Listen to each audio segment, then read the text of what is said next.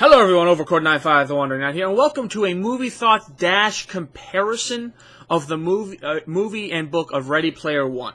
First things first, there will most likely be things considered spoilers for both the movie and the book. So if you haven't done either, and you don't want to know, leave after my next sentence, because my next sentence is, my recommendation for this movie is to go see it. And my recommendation for the book is to go read it.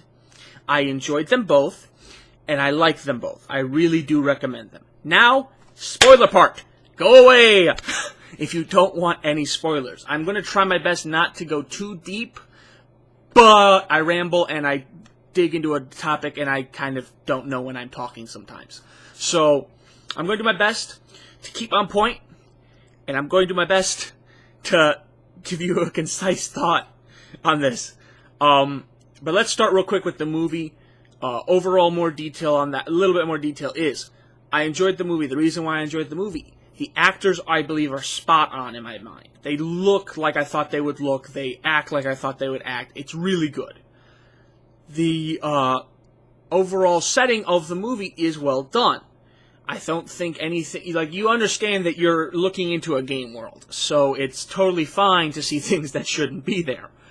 I think if you really like nostalgic stuff about movies and video games and pop culture stuff, even up to like modern day, you're going to have an aneurysm trying to catch all of the Easter eggs. I couldn't catch them all, and I'm pretty good at spotting them. This movie is literally an Easter egg hunt of epic proportions that I don't think anybody could complete. There's stuff in there I don't recognize, and I love pop culture stuff. I've been playing video games since I got my first since I had a Game Boy. My dad gave me his old Game Boy. I know movies. I love movies. My family goes and watches movies all the time. And I can't catch everything.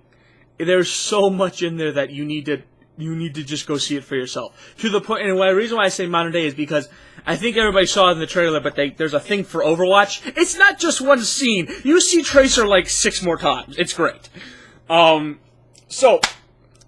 And it's Spielberg. He does a great job with it. He really does.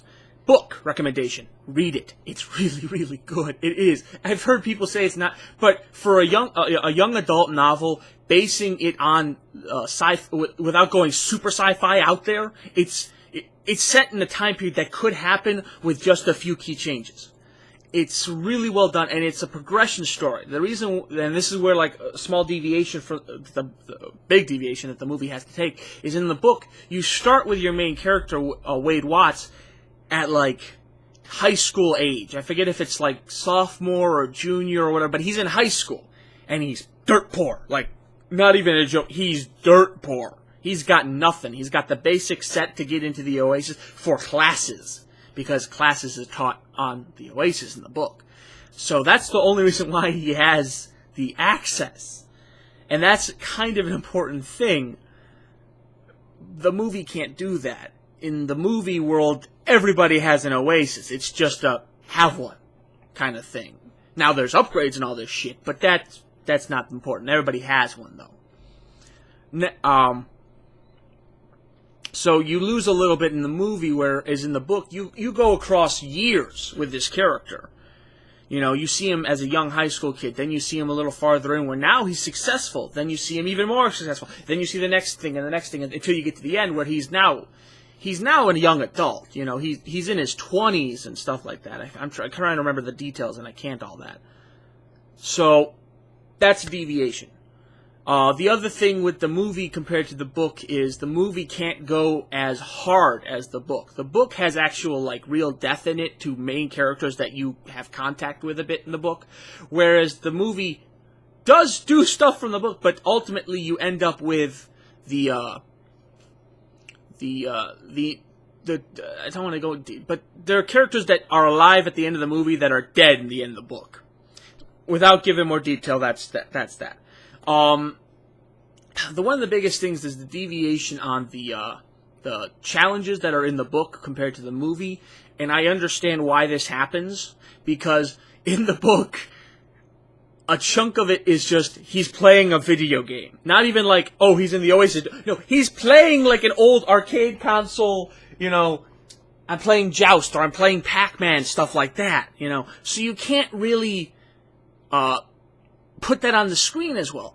But the thing is, the movie does make at least a try at it at the end of the movie. Without going, you will see what I mean. If you've read the book, you'll see what I mean. It's not exactly the same, but it is a nice little, hey, no, we do remember this. We do realize this is the source material. The other thing I feel like is like with that progression of time, I'm going back to the time thing, because it happens over years. You can get the idea that these relationships developing between certain characters are actually like legitimate. In the movie, it takes place all realistically, like based off of the time periods they say, like probably a month, maybe 2 months that they get this all done, and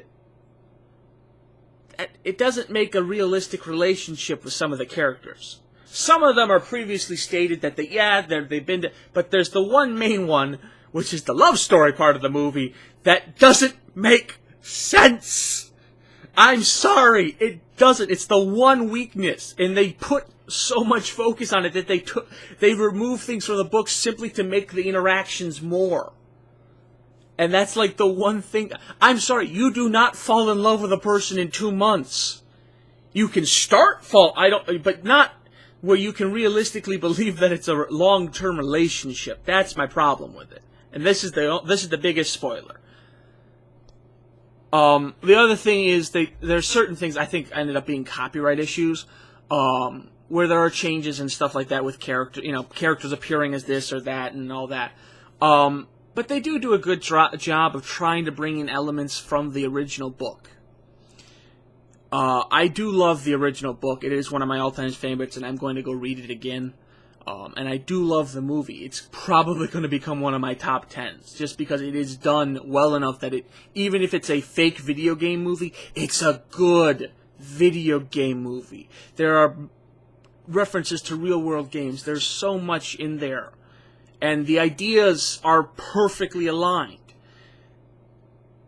Ultimately, if I had to pick one over the other, I would pick the book simply because I like the detail-orientedness of the book at points where, like, sometimes the smallest clue is the most important.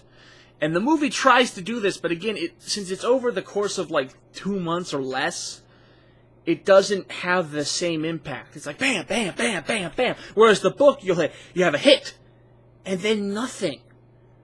And then, poof, there's the next punch, you know? It works a little better in my mind, because it's important to it, in my mind. But yeah, overall recommendation, I honest to God recommend the book. Honest to God recommend the book. Go read it. It is a good book. If you're not into the sci-fi 80s video game scene, maybe you don't, but then you probably aren't watching all the way to the end anyways. For the movie, ultimately, go see it. Get your friends, go see it. Bring a notepad and pen and, like, write down all of the frickin' Easter eggs and character references and everything you can find in there. Because I guarantee you, if somebody actually did a YouTube video on every single one, it would be hours long. I'm not joking on that. There's so much in there that, like, it flies through your head. There's so much. But the characters are enjoyable. The movie is a good movie. I honest to God expect it to do good things. I don't want them to turn it into a series, because it's not a series. I enjoy it so much. I'm going to be guaranteeing you I get a Blu-ray 4K copy and watch it like 17 times, just so I can keep catching things. The characters are fun. The music is good. Spielberg did a great job with this.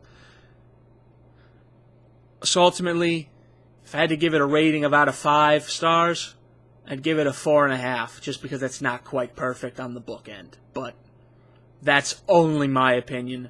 Please don't let it sway you from deciding to go see this movie or not. I really do recommend it. But regardless, you guys have a good. You guys, if you want to leave me a like, comment, or subscribe down below, please do. If you want to let me know what other movies you'd like to see me do full reviews for, I do little snippet ones on a app called Stardust. I'll put a link down below for it. If you want to follow me on that, I try to get up 1 or 2 a week where I can go to see a movie. But ultimately, you guys have a good night, good morning, wherever you are, and